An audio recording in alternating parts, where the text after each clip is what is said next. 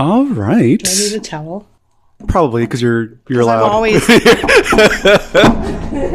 like the grandma towel that you picked. This is like a scrap towel. I know, but it just reminds me of like a towel that my grandma would give me. My parents, one year, my mom embroidered these towels that with her embroidery machine with an S and a K. But they picked out these like tan towels, and I'm like, what? Why? These are so ugly. Tan ages well too. It just reminded me of something my grandparents would have had too. And I was like, this was your choice? Gray would have been fine. I probably should update what we got for our wedding. Yeah, we had wedding towels for, we had wedding towels for the longest time until maybe a year ago. And then, we finally upgraded. I know. I'm like looking at them like, I mean, they work, but they're kind of, because when I registered, I was like, well, gray is good. Yeah, it makes sense. Better than tan.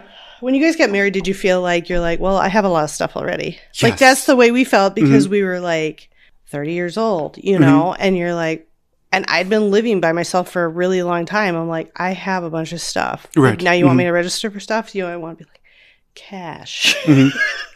But I remember in college, my friend, he put corn holders onto his wedding registry. And he specifically told me, hey, Peter, I need you to buy these corn holders because my father is cheap. It's the cheapest thing on our registry. You need to buy these.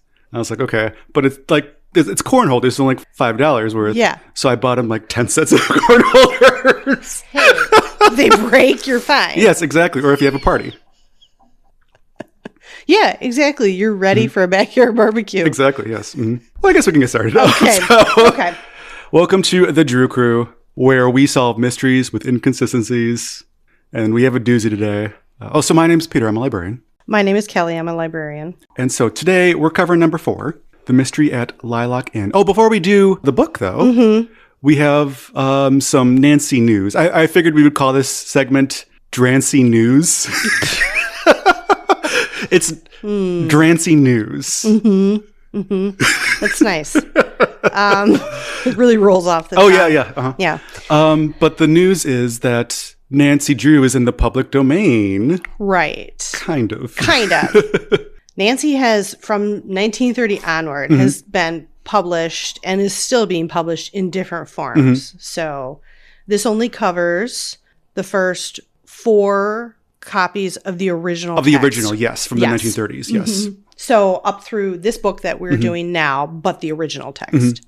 Yeah, because we got an email just telling us like, hey, Nancy Drew's in the public domain now. And I said, well, I wrote back, I was like, not really, because it's just those 4 originals. Correct. It's kind of like Sherlock Holmes is technically in the public domain now. But if you want to do Sherlock Holmes, you have to do like that specific version. Technically, like the Benedict Cumberbatch Sherlock Holmes, it's completely new IP. So I'm interested to see if anybody will do anything with this. What has been done is a librarian who I cannot remember her name, cataloged all of the collection in Open Library. Oh, sure. And the original text of the first 4 is available for people to borrow and read through that. Okay. For free. And I'm sure now that it's public domain, like you'll be able to get like paperbacks fairly easily. I would think so. Yeah. You should be able to check out the original text of those first 4 from a public library anyway, because they were reprinted in the 90s. Yes. So, and that's how I've been reading some of them because I only owned, I think, one of them. So, right. Yeah. I think as the years go on, like I'm sure more will get re-released. I would imagine that, like maybe next year there'll be a couple more, depending on when they were originally published. Exactly. But since those first 4 are in the public domain, I'm hoping that there'll be like some sort of weird slasher movie. Yeah. I was telling you about it. Because there's like a Popeye slasher movie now. Yeah. There's a Steamboat Willie slasher movie. Well, if there is, we should watch it and talk about it. But I think I told you my title. The title should be Nancy Slews. Like Slain. Yes. Nancy Slew. SLEWS. Oh, boy. Oh. Perfect. It makes me kind of sad. It writes itself. How dare they? So let's get into this book. Okay. I texted you. Originally, I said, this is the best book we ever read. Yeah. I was feeling pretty good about it halfway through. And then I think yesterday I finished it. I was like, oh, well, this is like the worst book we ever read. So it's both at the same time. There's a lot of plot in a short amount of time. Yes. And at first I thought, oh, there's different things going on. This is kind of interesting. I felt like there's a little more intrigue maybe. Yes, than a lot the more last mystery. 3.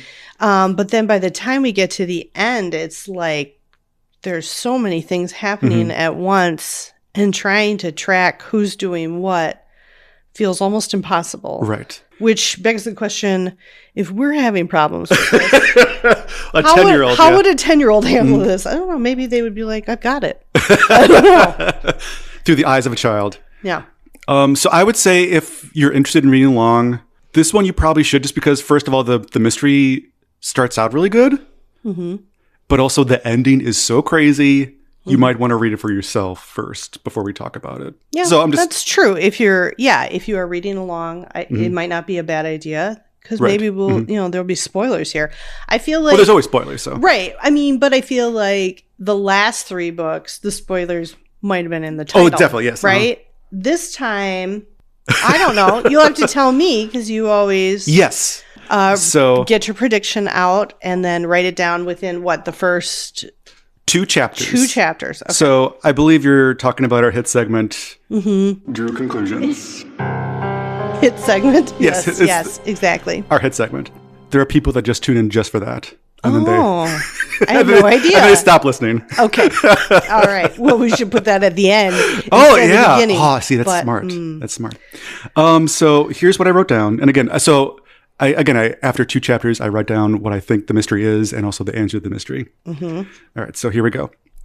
Gil Garvey, the gardener, is pretending the hotel is haunted for a smuggling business on the water? ? The counterfeit Nancy Drew is helping in some way. Okay. And so I was technically right. Not bad. Not bad. But there's a lot that I missed because... Well, how would you have known some of it? So let's not spoil all of it just yet. Let's try to build to it. Okay. You kick it off then. Okay. So Nancy and Helen are in a canoe on a river. They're on their way to Lilac Inn to meet a friend of theirs, Emily Willoughby. Her and her fiance have bought the inn, and Nancy and Helen are going to be in the wedding. Right. Okay. So on the way there, they run into another friend who is outside, lives on the river, just up from Lilac Inn. And she says, how did you get here so fast? Right. Because a friend of hers saw her like a couple hours ago. Right. Somewhere else. Right. And they're like, it wasn't me. Or Nancy's like, it wasn't me. But then this friend says, oh, well, my friend doesn't know you the best, so maybe they think they saw someone else. Maybe you have a double, you know, like, ha, ha, ha. But in that case, why would your friend tell your friend? They're like, hey, I think I maybe saw this person that you know, but maybe I didn't.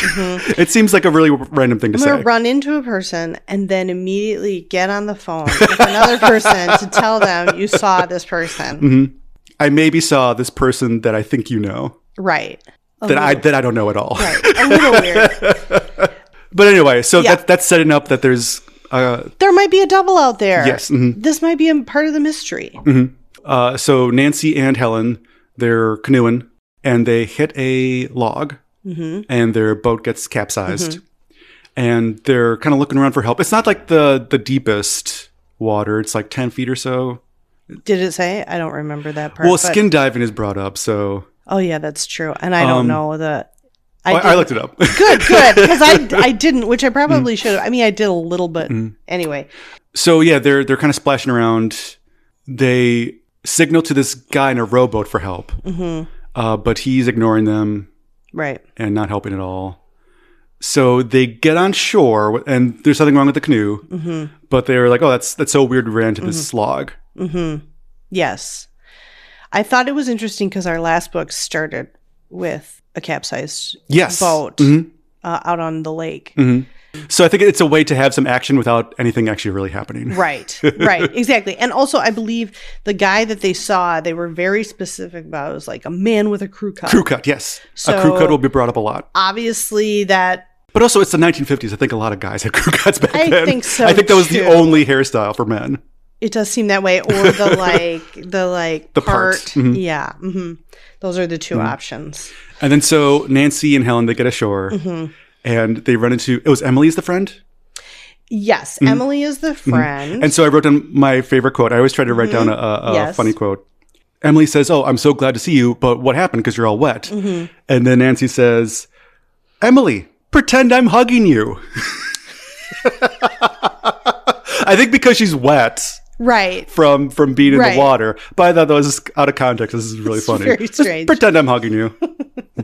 I'm glad you note those, because sometimes I catch them and other times I do not, because that one I missed. So I'm going to say that to other people now. Just pretend I'm hugging you. Actually, that's a good way to get out of Get out of a hug, yeah. Yeah, like, oh, just pretend I'm hugging you.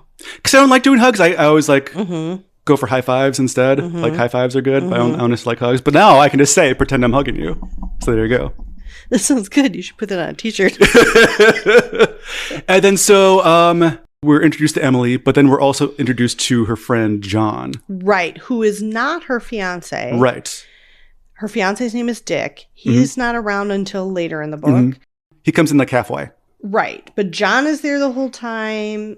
He's friends with Emily and her fiance, I believe. So yeah, this is what Emily says. John is going to be Dick's best man in the wedding.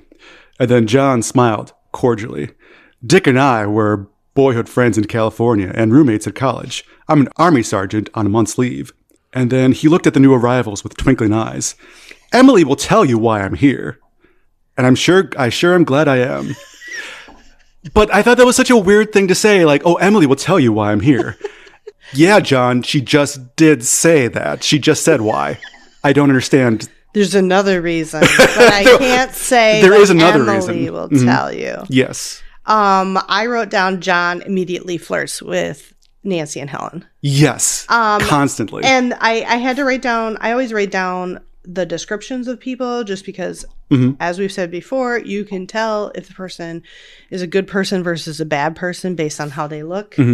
Emily is dainty with chestnut hair, and John is handsome, well-built with wavy black hair. So he's got the part. No crew cut for him. No crew cut. Yeah, exactly.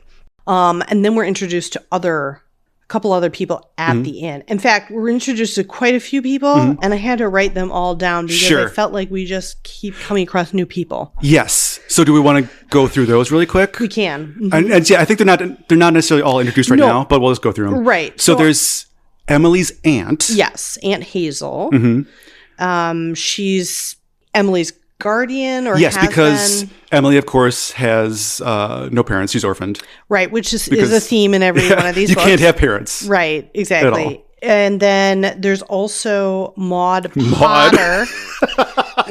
Maud's in her 30s, and she's the activity director for this hotel. Yes. That has no activities. No activities. It's not even fully open yet. No, her job seems to be cranky about everything. Yes, just to be mean. And she's friends with Aunt Hazel, maybe. Yes, and I say maybe because they don't seem very friendly.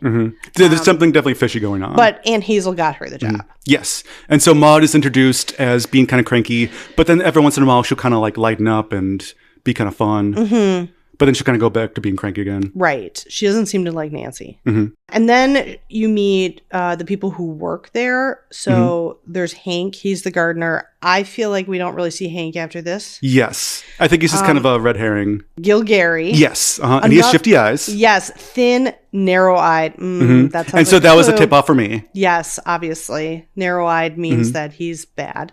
There was a waitress that worked there that quit. Her name is Mary Mason. Yes. She claims she saw a ghost. Yes. So we'll get to that in a minute. And then there's Mr. Daly, who is the former owner of Lilac Inn. Yes, and but he still works there. He's still there. He's still there and he still works there. It's very odd. So those are the current. But don't worry, there'll be more characters later. Of course. Yes. Well, and I was actually kind of surprised by that too, because I feel like the previous 3 books, there weren't this many characters. Yes. You can kind of guess who the bad people are based on their descriptions, but it's not as obvious. Yes, because there's going to be some some red herrings along the way. Maud is going to be kind of shifty, and also John is going to be a little shifty. Maybe they're up to something. Maybe they're not. Which is kind of interesting. And that's the part that I think I thought, oh, this is better. Yes, because definitely. they're kind of giving you misdirects. like, oh, this might not be what you think it is. Yes. Yeah. We find out that the inn, of course, is haunted. And so there's a couple things happening. There is a record player that plays all by itself. And then there's a tree that vanishes. Oh, did you write that? I didn't write this down. Okay. That's okay. No, I was thinking about Mary Mason says she saw a ghost, and that's why she quit. That was the biggest thing. But they kind of said, oh, it's got a jinx. Like there's different things going on. So here's what Gil Gary says this. So Sunday morning, Gil Gary reported that our finest lilac tree near the front entrance had been stolen. Oh, the whole tree? The whole tree. Okay. Stolen. Sure. Not just like torn out, stolen. Mr. Daly was heartbroken. Several years he rooted that lilac. So I looked that up on AI. If a lilac tree is several years rooted, it's going to be probably like 8 feet long, like 8 feet. 8 feet tall. 8 feet tall.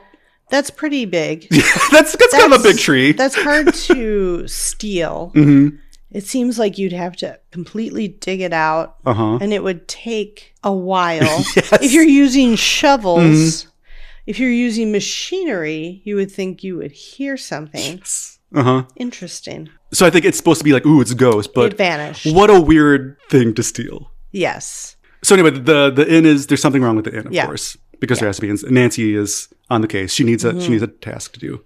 Because again, I don't know if we said they're technically there because they're going to be bridesmaids for the wedding. So they're helping Emily get ready. But before they do that, there was one instance of them eating lunch. Yes, I wrote it down too.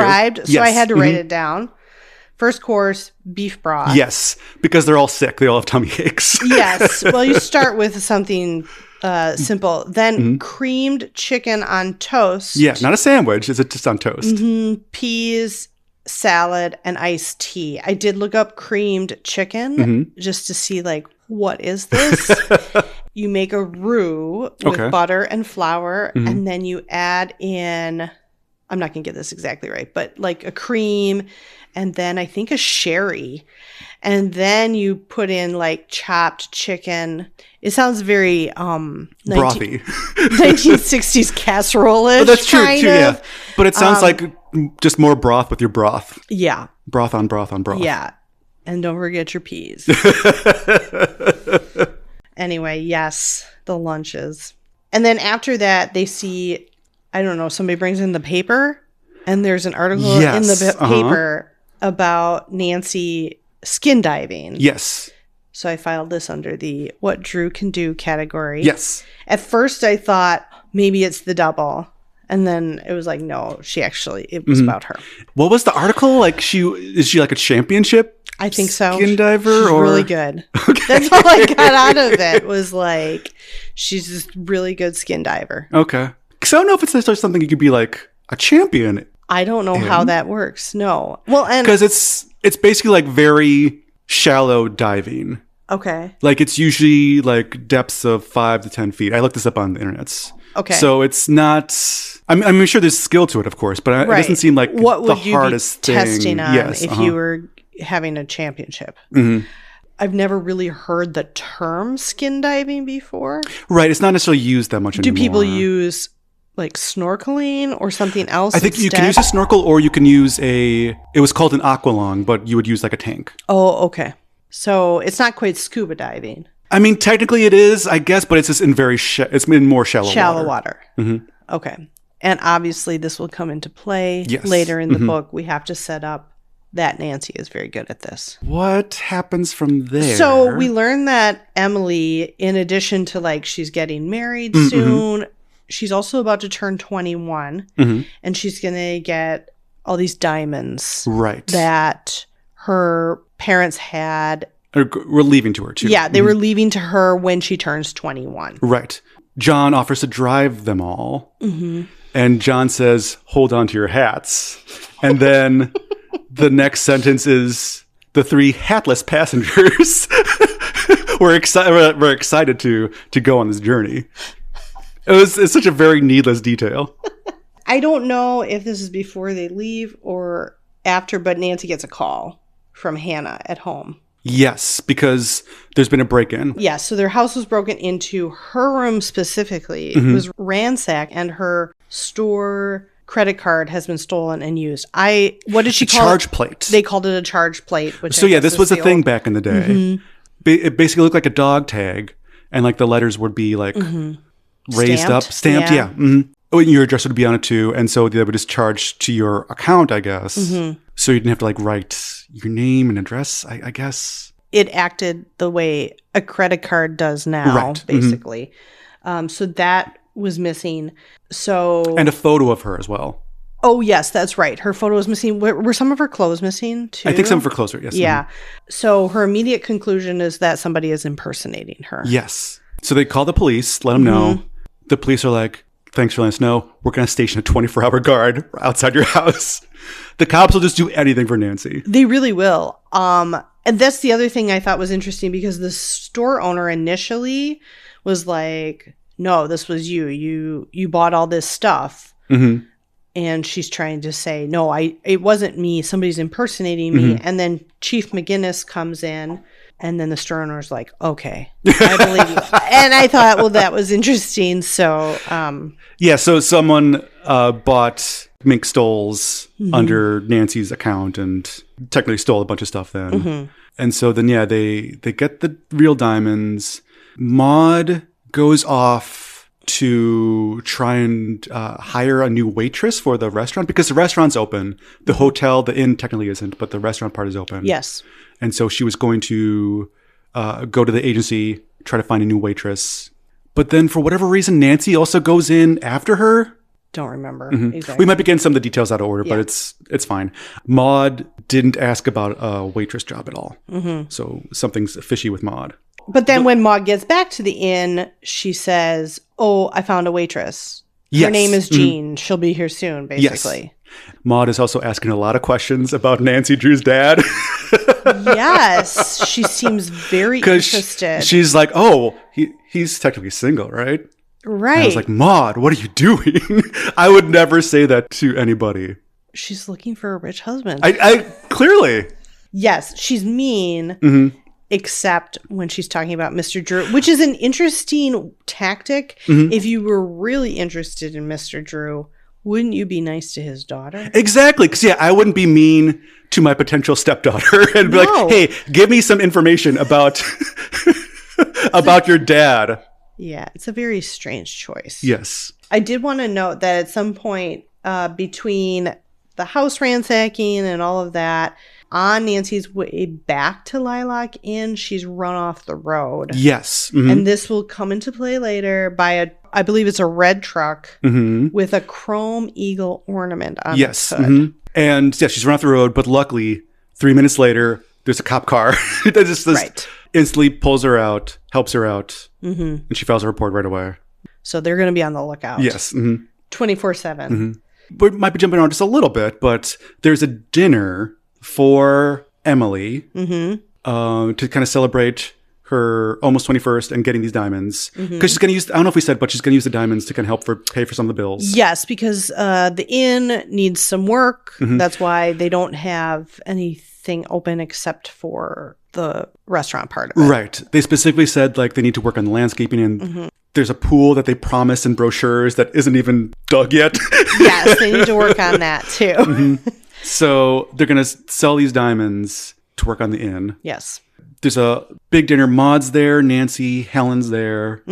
Emily and her aunt are there. The lights go out. Power goes out. There's a hullabaloo. And when it comes back on, the jewels are gone. Yes. And then John all of a sudden like appears by the window. And John is like, whoop, they didn't come out here. But it was very suspicious. Like, well, why were you by this window to begin with? Right. Nancy notices a few clues. I will say in this part, and this is not related to the clues, but they noted that Nancy is Titian-haired. She's always described as Titian-haired, but I feel like this is the first time I've heard it, unless you remember it. Because I know that her hair color changes. Yeah, it'll be like in the original text, she's very much blonde. And sometimes it can seem more red than blonde. Yes. But Titian is described as golden red hair. Okay. Named after the Renaissance artist Titian. Oh, that's how he would paint. Huh. So anyway, I just was like, I got to call this out because I feel like this is the first time in the revised text that I remember hearing this. Okay. So anyway, clues. Lilac buds on the floor near the wall. Yes. So then she taps on the wall and then a panel slides open. Really quick though. Yeah. She deciphers that the thief must be a woman. Yeah, wearing a sprig of lilacs. Wearing a sprig of lilacs. And I thought, well, that seems like a leap. This is the Lilac Inn. There's lilacs everywhere. Exactly. But also, like, I don't know who would wear a sprig of lilacs to begin with. Wait, are you going to homecoming later with like your corsage? Corsage, yeah. Yeah. Well, maybe corsages were the thing. The thief was very well dressed. Yes. And wanted to stay in theme with the inn. Mm-hmm. Yeah. I don't know. But it's thief loves a good theme. A woman wearing a sprig of lilacs. Yeah. Very specific. So then she finds a secret door. Yes. And it's just a closet. Right. But there's a second panel inside the closet. That goes out to the kitchen? Lobby, I believe. Okay. So, yes. So it's kind of like a secret passageway of sorts. And then that's the first picture that we see. Suddenly a panel in the wall slid open and there's Nancy looking through the door. The these drawings are always kind of like pencil drawings. Yes. And on the floor, there's little bits that I assume are the lilacs, the lilac buds. Yes, they find that. But then Nancy also finds her stolen charge plate on the floor. And then I think they're investigating the grounds and then they find the diamonds. Yes. And then Maud seems to be upset. John is the one who finds them. John finds too, them. And Maud's maybe like upset a little bit about it. Oh, yes. I just wrote down Maud is mean. I didn't know what else. Because it feels like the whole time Maud just has a snide remark for pretty much everything. But they take the diamonds to an appraiser and their glass. Yes. And then on their way out, someone bumps into Nancy. Her purse goes onto the floor and one of the real diamonds pops out and Maud sees it. Yes. And Maud accuses Nancy because this is one of the real diamonds. Right. Because they take it back into the appraiser and he's like, well, this one is real. But Emily is very quick to defend Nancy. Right. Even though she was there. Like, she was there. She would be a suspect. Right. But Emily's no, it can't be. Nancy's too good looking. She can't be evil. Right. I mean, she's Titian haired. And her conclusion was that the diamonds were swapped and the thief, I wrote this down because I thought this is an interesting conclusion.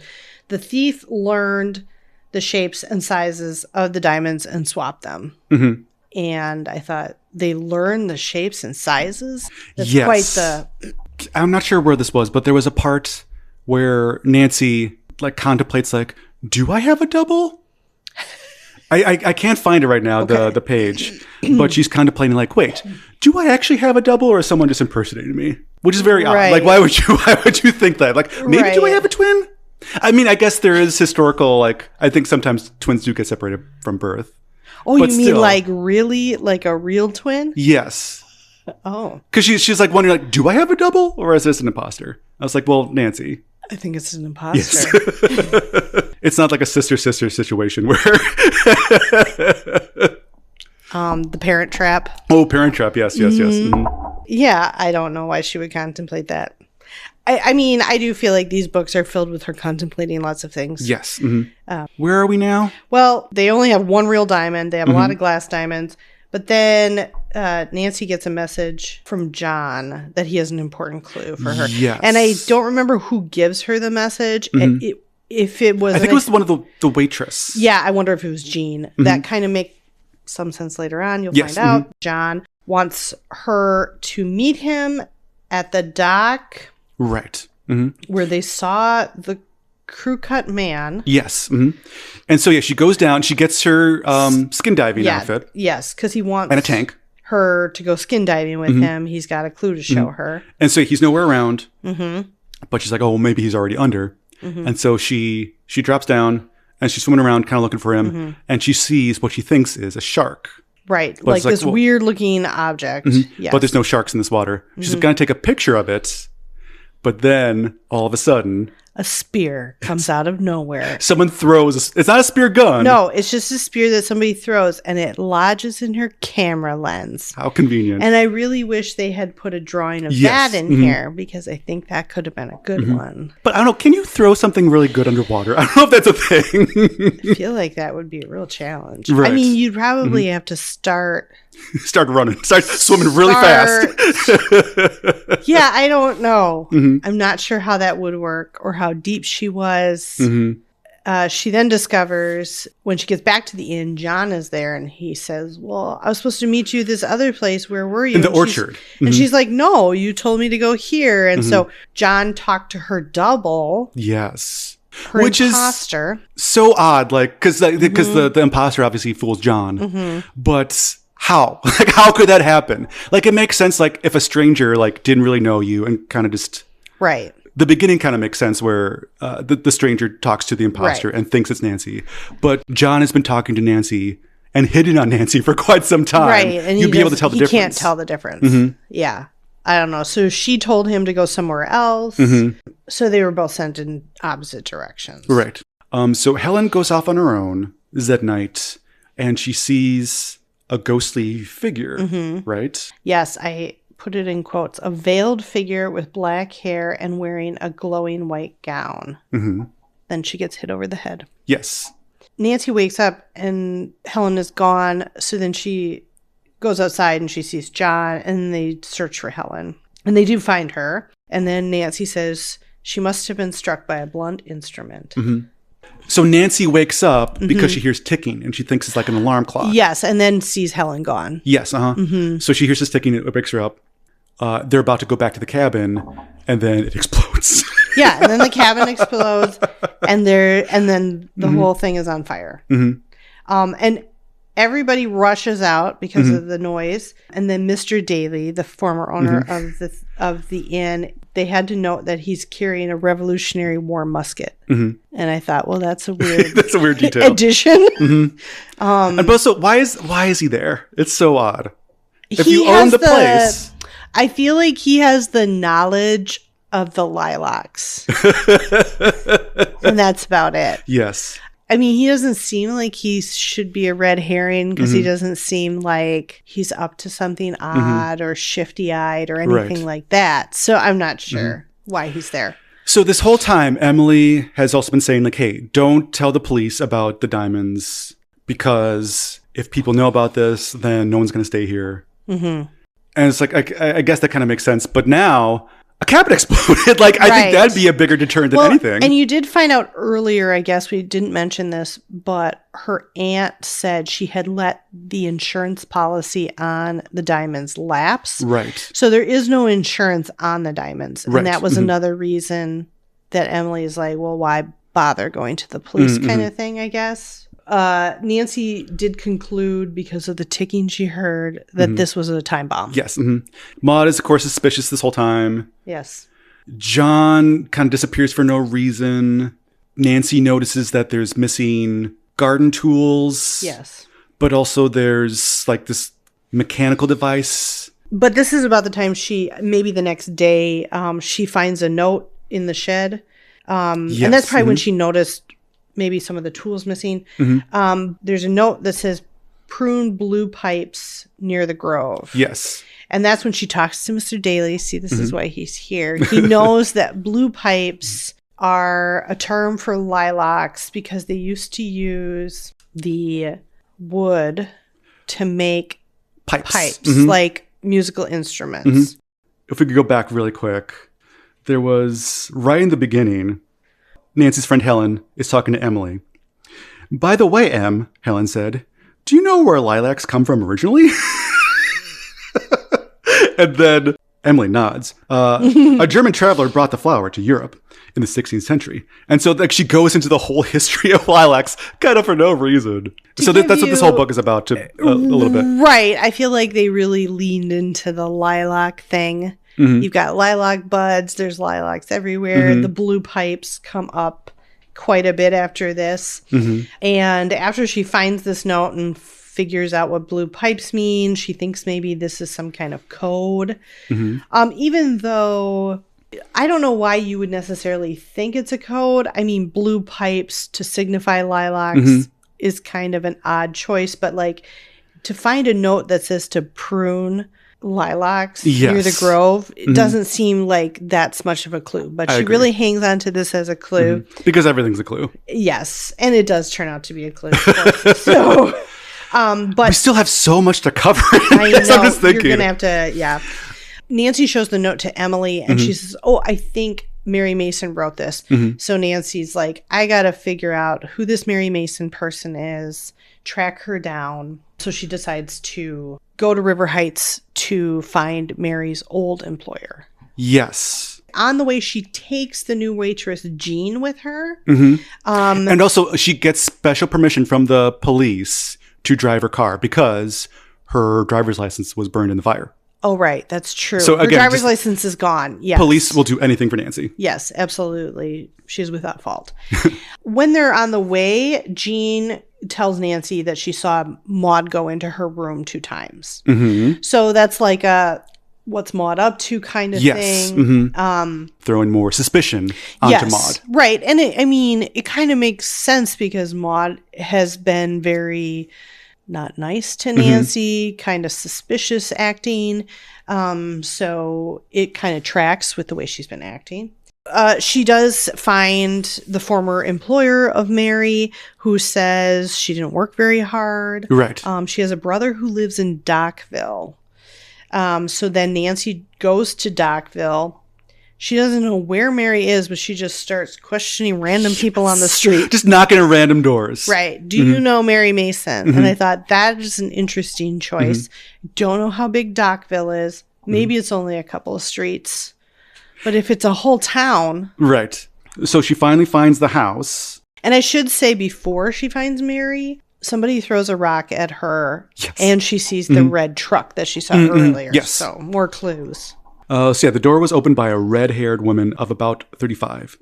She had clear-cut features and wore heavy makeup. She wore a snug-fitting lavender dress. I know. Between the heavy makeup and the snug-fitting lavender dress, she's no She's good. Trouble. So I think from here, other things happen. This is a little complicated, but Nancy basically figures out that, hey, these 2 plots, the Counterfeit Nancy plot and the Lilac Inn plot, are connected. What I need to do is I need to dress up as the ghost that Helen saw and try to signal the criminals. Yes, to see if they'll talk to me. So yeah, she says like, "Oh, I'm not going to be here tonight." To the gang. She kind of sneaks into the inn. Before she does that, she like creepily like looks in to see if everybody's there. And Dick is finally here, the fiance. Yes, the fiance has arrived. So yeah, she dresses up as a ghost. She has like flashlights in her suit or whatever. And then she sees somebody coming. And it's her counterfeit, right? Yes, the person had blonde hair that she saw coming. Like she sees like what looks like another ghost. So basically it looks like she's looking at her double. I will say she did tell her dad she was going to do this. Yes. He says, don't worry, I'll have a guard at the place. Yes. And then he gives her some advice and he says, if anything goes wrong, scream as loudly as you can. Yes. I guess that's different than like the original text, which probably would have said, here's my revolver. Yes. So she's about to confront this other person, but then the guard that he had posted tracks down Nancy Drew and says, what are you doing here? Forces her into the hotel in her little ghost outfit. I picture like a sheet with like the eye holes cut out. Yeah. And then they're like, well, Nancy, what are you doing here? And Maud is giving her a hard time. Yes. Maud's being sassy. Maud is mean again. And so yeah, she figured out nothing from this. So I mean, and Emily did also kind of around this time, maybe after Maud leaves the area, says she feels like Maud has something over her aunt that, like that. Blackmailing. Like she's blackmailing her somehow. So she really didn't. Yes, she dressed up as this ghost. She didn't figure out anything. But we have an illustration on my book that depicts this scene. Yes. So this must be Nancy here with the flashlight in her sleeve. Yes. And then the ghostly apparition of a blonde. So then they go to bed, but then they're woken up by tremors. By an earthquake. By like an earthquake, but they're not in an earthquake zone. Because, they call the police and it only affected the hotel. Right. It's going to be important later. Yes. I can't wait to talk about it. And then, I think we can kind of start rushing ahead. So we find out that Maud isn't involved at all. Just because Maud is a widow and she is kind of somewhat desperate for money. She applied for a new job. That's why she was in the agency. She wasn't looking for a waitress. She was looking for a new job. She finally gets one. And she's kind of sorry for blackmailing the aunt. It just says she was desperate. She wasn't actually going to do anything. And so they kind of forgive her and she's off on her own. And I think she quits at this point. Yes, exactly. And then so she's not a suspect anymore. Right. And then when Nancy was talking to her father, she said, hey, I don't know about this John guy. He seems a little fishy. Mr. Drew, who I don't even think has met John at this point. Mr. Drew is like, well, he seems like an okay customer. Like he's fine. Yes. Right. Exactly.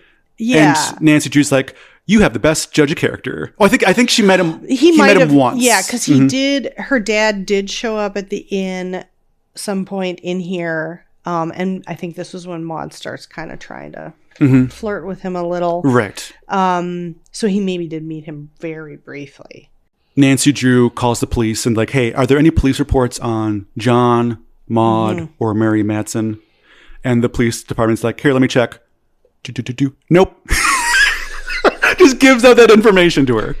Well, she's Nancy Drew. Yep. So she knows more what she's doing than they do. Oh, obviously, yes. Yeah, because she's 18 years old. Because she can skin dive. And she can skin dive, exactly. So not long after Maud quits, Nancy finds an envelope in the crook of a tree. Yes.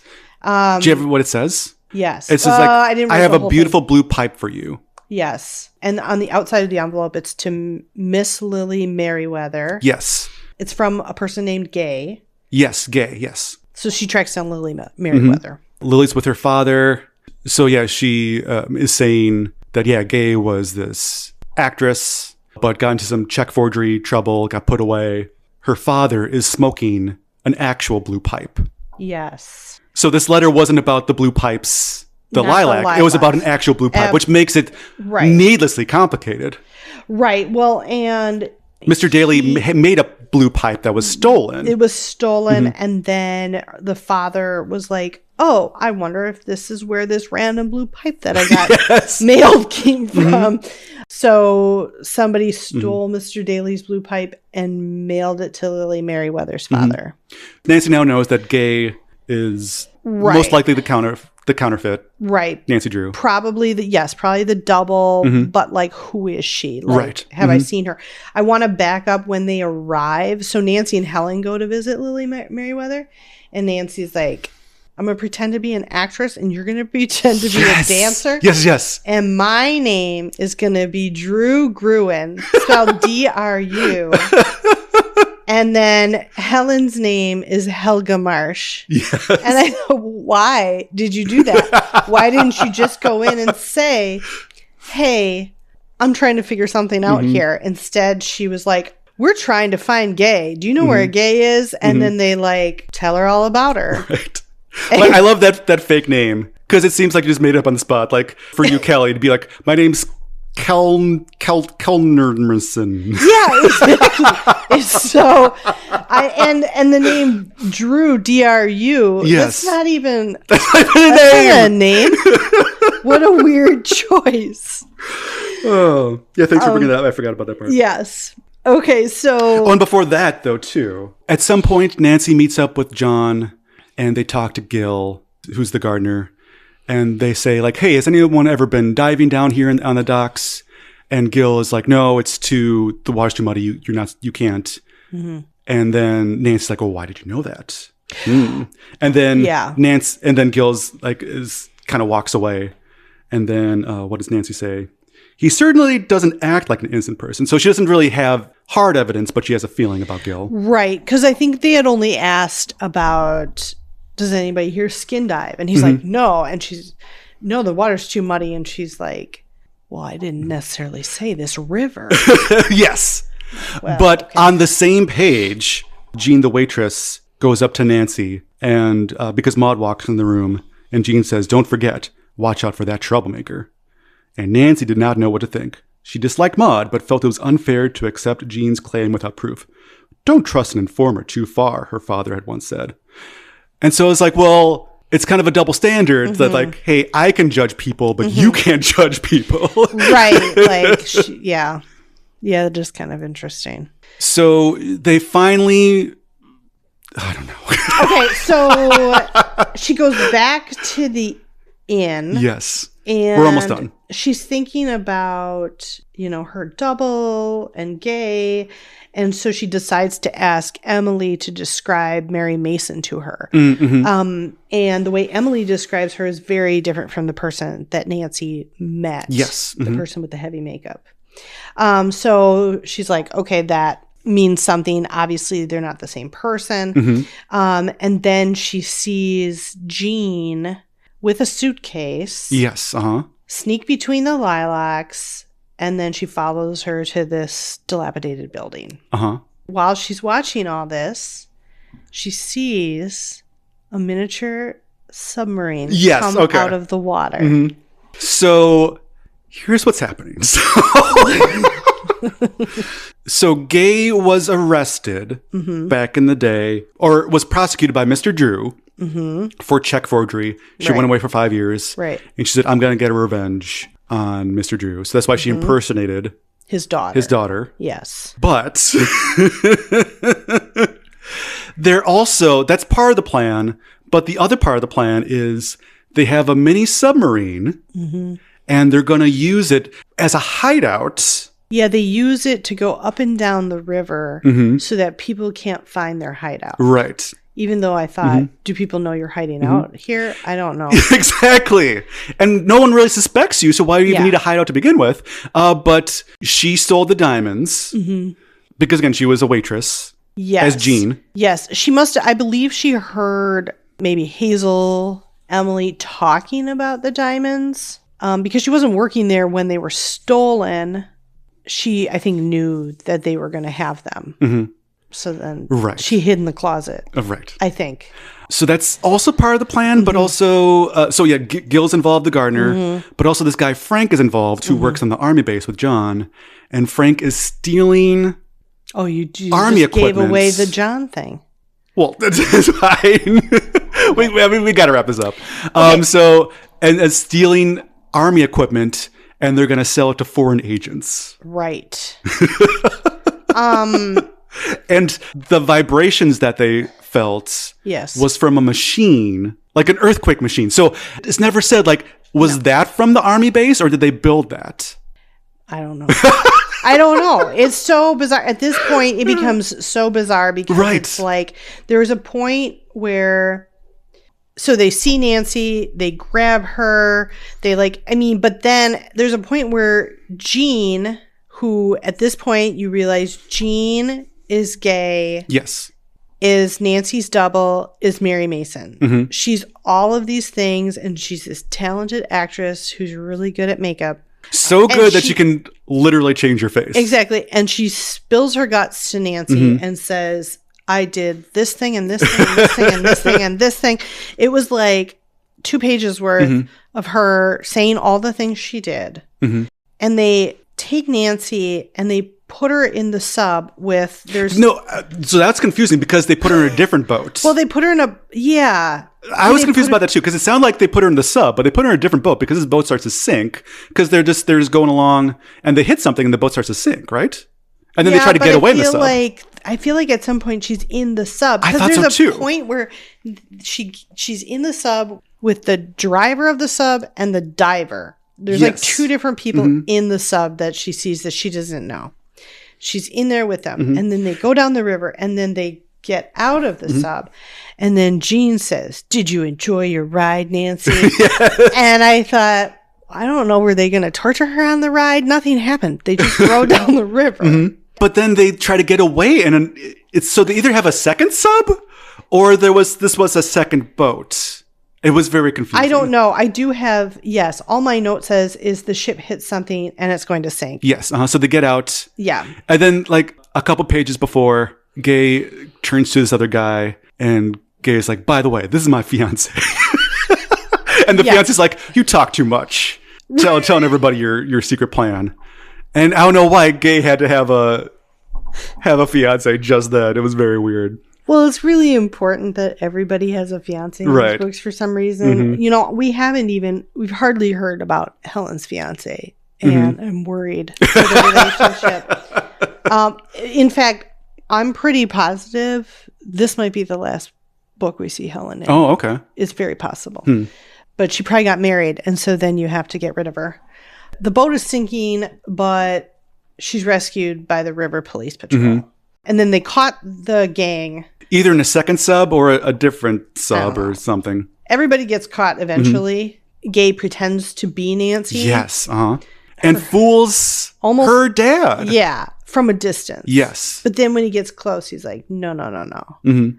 Then John reveals that he is at Lilac Inn on a top secret mission. And this is where we talk about the electronics that are stolen from the base. Frank was the guy with the crew cut. And so Frank was on the base with John. Yes. And he was the one that was stealing. And then they find the diamonds. In a lipstick? Two lipstick tubes. These must have been some small diamonds. And then I wrote, all is saved. Right. Well, there was we wrap it up. Nancy has to get her gift.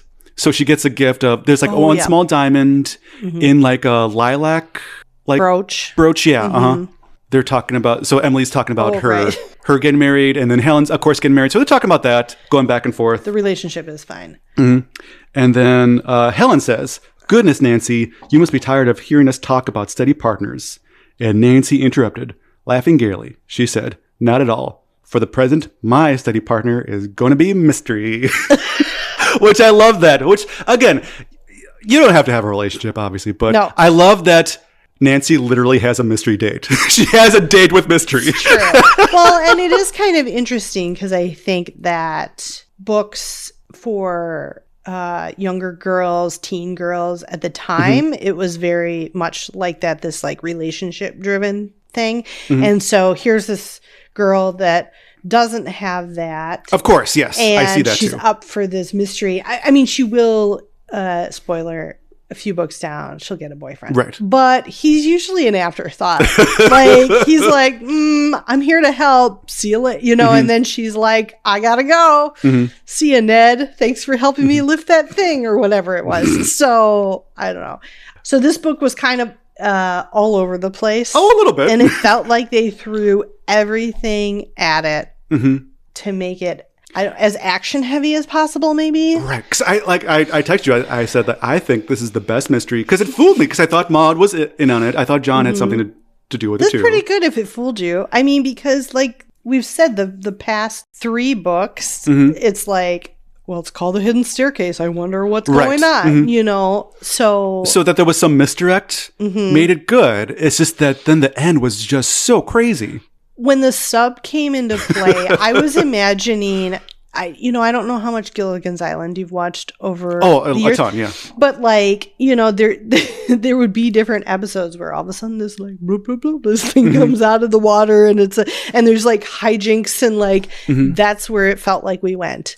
Because I don't know, how would you get a submarine now, let alone in the 1960s, you know? A mini sub, yeah, I don't know. Maybe you can buy it on eBay. But like, if you can like either build your own mini sub or have the means to get a mini sub, like you don't need to steal diamonds. That's true. That is very true. And then the reason for the sub, I guess they were moving the electronics back and forth, but then they talked about it with the hideout. It got a little convoluted. And I think they lost the plot. Oh, just a little bit. In an effort to try to make it as exciting as possible. I agree. Yeah. But you read the original. I read the original. And so I read that last month. So I needed to look back at my notes. But it's so much more chill. There's like so... I mean, there's still the diamonds and stuff. But there's a lot less going on. So the general plot... Helen is not in the book. Nancy runs into a friend, Emily Crandall, So Crandall. Different last name. They have lunch together at the Lilac Inn. Emily doesn't own the Lilac Oh, interesting. Inn. Okay. But she's almost 18. She's going to inherit some family jewels. She's an orphan raised by a widow, Mrs. Willoughby. So kind of similar-ish. And she invites Nancy to come see the jewels when she gets them, right? In the meantime, Nancy has to find a replacement housekeeper for their house. Yes. Really quick. They reminded me of seeing the jewels. It reminded me of John creepily says to Emily, "I'll see your sparkling jewels later." And I was like, ooh, what does that mean? It's creepy. John is such a creep in that book. Anyway, I'm sorry. Keep going. So Nancy has to find a replacement housekeeper because Hannah's going to be away. They make note that Nancy has managed the household since her mother died, which I thought was interesting because I believe her mother died when she was 3. And also it says she hired Hannah. And I thought, when she was 3, when did she hire Hannah? Anyway, there's a lot of talk about this problem that she has of hiring a housekeeper.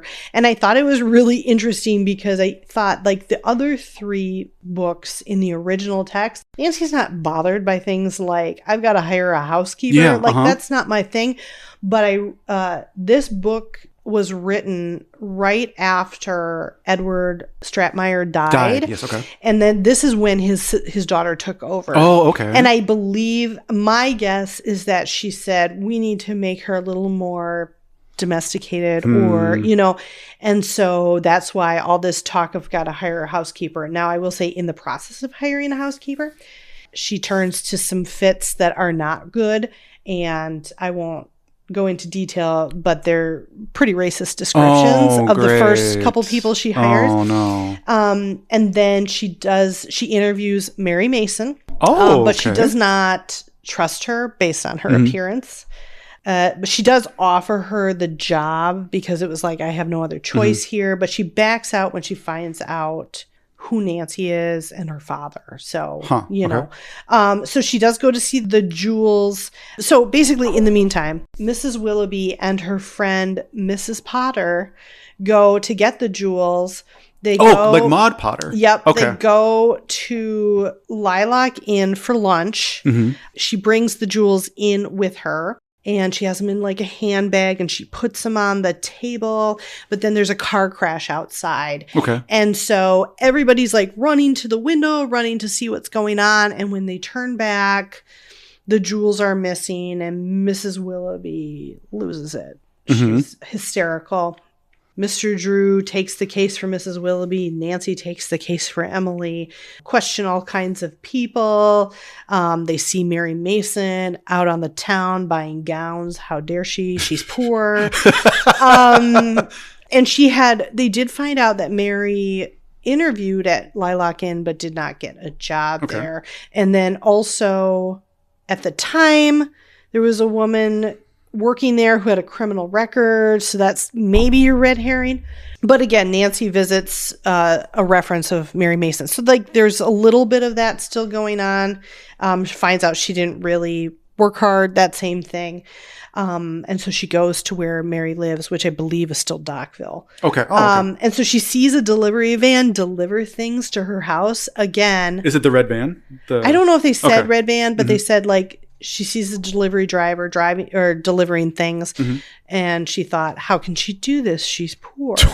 So anyway, I mean, long story short, Mary stole the jewels while she was at Lilac Inn looking for work. Her brother, Bud, owns a submarine. There was no submarine. And Tom Tozzle, I don't remember who Tom Tozzle is. I don't think I just wrote this down. Her brother and another guy are in on it. Oh, okay. That's all I got. I mean, it was very... Doesn't seem as fun. No. I mean, that's why when I got to the revised one, I was like, oh, this is kind of a fun twist on it. And I'm trying to remember. You know what? There was a boat. But there was no... Underwater boat. No, there was no sub. There is, at the end, like, they capture her. She's on this ship. And then Mary... Like the cat, or I don't know if this was maybe like the River Patrol comes along and like Mary pretends to be Nancy until like somebody comes along who knows Nancy. Okay, that's probably how they got the idea for that. Probably, and they probably ran with it then. But a lot less happening. It sounds that way. Yeah, and the real mystery was like the missing diamonds. I felt like, in this updated one, it's like, well, there's this double, there's the missing diamonds, there's weird things going on at the inn, the red herrings. Usually there's at least some interesting bits when you describe the original, even though they don't obviously age the best, but this one seemed more boring than the I wasn't, revised. Like I felt like maybe book 2 and 3, the original, I thought was a little more interesting than the revised. And just the notes of like, here's my revolver, Nancy. I don't remember if she was carrying a revolver around in this one or not. It but probably would stick out. The original was kind of, it felt flat in my mind. Sure. And again, that whole thing about looking for a housekeeper, this is a really odd choice. That like, she's going to do all this. But now you can read it because it's in the public domain. That is true. It is. It is. I think that will just about do it. Our next book will be number 5, The Secret of Shadow Ranch. I do love The Secret of Shadow Ranch. Oh, do you? Oh, okay, nice. There are also, in addition to books, there are video games that were put out probably in the mid-2000s. There was one that was put out recently, but there's been a big gap in between. So one of the games was The Mystery at Shadow Ranch. So I'm interested to see how the plot... I think the plot does kind of follow. Okay. I think the video game and the plot, actually, of the book are pretty similar, which is kind of fun. So anyway. Before we wrap up, do you have a recipe? I do. For Lilac Inn. This is from the Nancy Drew cookbook, Clues to Good Cooking, that came out in the 70s. We have Lilac Inn consomme. What's a consomme? I think it's just a soup, like a broth. I think it's just a broth. Okay, well, they did just have broth. Yeah, so it's 2 carrots, 2 small onions, half a cup chopped parsley, half a cup chopped celery, salt, pepper, and 2 cans beef or chicken consomme or bouillon. Okay. So you're just adding something to something that already exists. Yes, exactly. It's just a broth with vegetables in it. Huh. It's kind of sad. It does say here at the bottom, there's a note, a great idea, spelled Grate, to give the consomme a richer taste and more nutrition, sprinkle grated American cheese on top of each cupful. Yep, because nothing's more nutritious. You'll be adding extra vitamin A to your dish.